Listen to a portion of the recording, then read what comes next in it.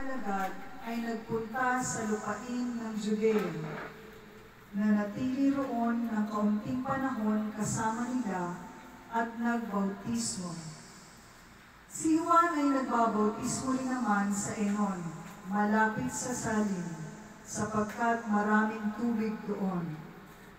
Pumupunta sa kanya ang mga tao at nagpapabautismo. Hindi pa nakabilanggo noon si Juan. Minsan, nakatalo ng mga alagad ni Juan ang isang Hudyo tungkol sa tamang paraan ng paglilinis.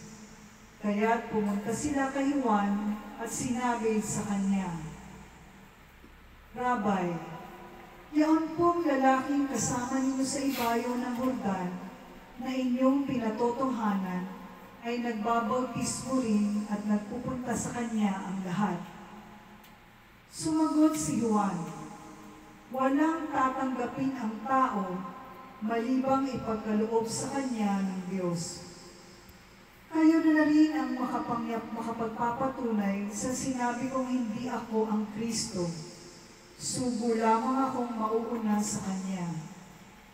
Ang babaeng ikakasal ay para sa lalaking ikakasal.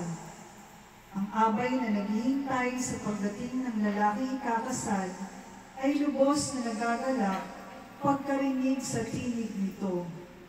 Gayon din naman, lubos na ang kagalakan ko ngayon.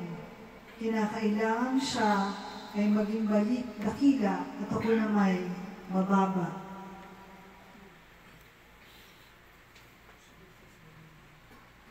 This is the good news of our salvation. Praise to you, Lord Jesus Christ.